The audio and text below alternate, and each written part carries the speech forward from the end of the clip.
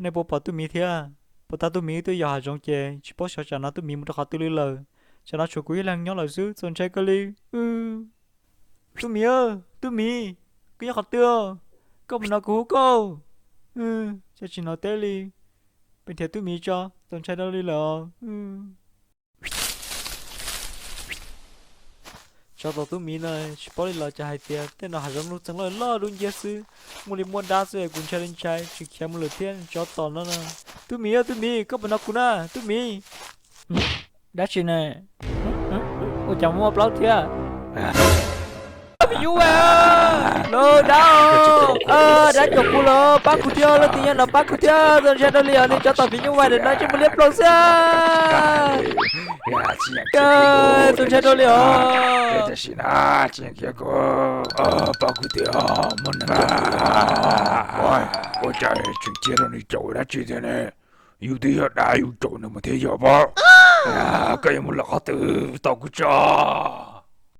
bao đã chụp cú lơ đông sao chỉ bỏ đi chiều tao chơi đâu cho tao chơi luôn liền cho mình đã bị như vậy nữa nè giờ chuyện đó có lời đôi thêm mà cũng muốn chờ khi nó cày xuống ta là từ cháu nó cày nè ở phía đông nam anh khi khó qua cái này nè là từ cháu của nó cũng bỏ mà không mà nó khó qua cái gì ta bỏ từ này chơi kia là khá là bỏ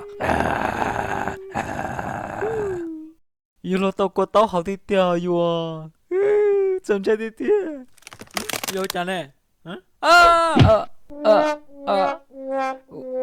bắt tao học lên nó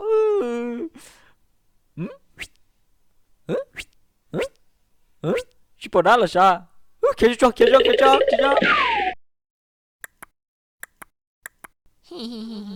giờ muốn nói chuyện tôi xin giờ muốn nói nè ôi kia cả ta ôi cái tôi là cột tê xin giờ muốn nói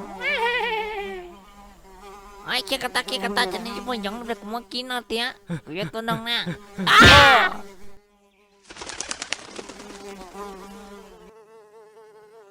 tôi phăng cái chỉ bọc kẹt nó cái nó cái trong củ họ muốn rất ta lên này cái bọc nó cần chỉ là sản lép lên nó là sữa họ muốn tao nó là nè tháo chuyện đó tí hai tiệc của chị nó có sẽ kể là sữa tí là trong có là sữa tôi mi là đi đâu là cái lúc cho nên tôi phăng cái chỉ là cái lúc cho cái mua cái lúc cho lại cả từ lần nữa chị nào cho là tí là bỏ hạt tiền dùng đâu là mò đâu lý tuổi lắm quá là mò chị tí hai tiệc bà ta cũng muốn thiệt có chị bỏ có lẽ thì ngoài một cụ chậu thì một lúc cho bà chơi một to là sữa dân trai chỉ sao lại ra tôi phăng tại này chỉ mới bị như vậy tên mình chỉ cũng mất kìa nếu nó kể lại kia chỉ cái non tia đâu đây ăn đỡ tôi mi tôi bỏ ra đây ăn đỡ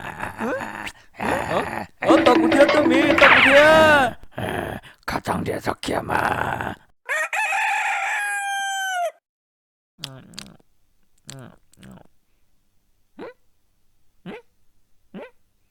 ôi cha ta sẽ cắn tôi là cắn tôi sao lại nè nó khỏi cho bắt ta nè chỉ bảo hai tiền nó lên là cha ôi cha ta sẽ cắn tôi là thế ôi cha lúc này nó mà và mắt tớ nó liếp lại còn muốn chờ cái tía chỉ bảo lên là cha hai tiền nó tên ngân cá ôi cha nó lên nè ta sẽ cái là mà hai bộ lại cha lần chơi lúc này nó nói những chuyện khác hơn chơi liền nó chơi pla lên nó sợ muốn làm mò từ từ phăng là chơi cho ngân gạo mà chơi liền năng tốn gan liều nè mà muốn làm mò bị lại chơi thế liều trong sao thì là sao chẳng năng gọi đi nữa mà yêu đã chỉ là tao tan thôi sẵn nó đã chỉ là tao nó xã hội đã chỉ là tao học tan thôi sử dụng lý thế năng nên nước cội thì tao đến nước sáng nào họ yêu thương gì dùng nhà có cái này cái chuyện chơi của ấy chứ đây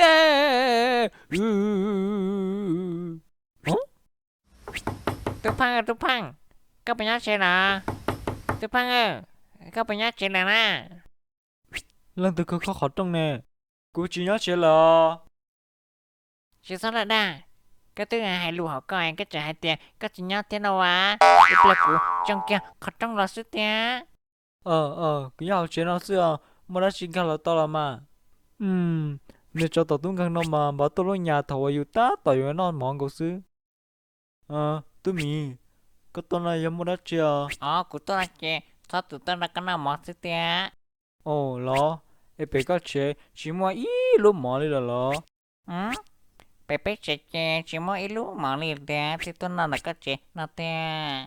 Ồ, Linda lo. Linda dia, ku yang hai dia hả? Oli, Li chả là có tới tuổi chè có trọc ta đâu nè. Cô bé đây cô sao sao? Olia. Trúc Hằng, nhà học là con này cái học đó chị. Cô học cái à? Tụi mì, cô bé đây cô sao sao nè. Ôi trời, tay từ xì vắt to rồi nè. Nó mất tay trò đó xe. Ôi trời, này tay nó ai ổn để lo lên thế. Mất lọt ra. Hey. Yeah. Ôi vô, cho ta. Chị ta nói rồi nè. Cô lo lỡ tụi mì. Oh my! No! Cô chọn cái hồ! Cái là tụi qua bây giờ tụi mì. Chia cô nè. Cô chỉ tao à. Có tuần chỉ mua coi chỉ thật đa. Cái này chỉ mua là con ma lý lọ. Coi cái lũ lửa nào mà nó xe thì cho tổ hũ đá hình xuân để co. Tôi chỉ mua coi chỉ cho ai lúc chỉ mua coi cho tôi co. Chỉ kêu Tao nó tôi tôi tôi ô tụi tao đây cái tao tôi là có mà sư tao chia. Tao mà đi tao mà đi cái gì liệu tao chia tao cô. Bây giờ tao đâu đi nè.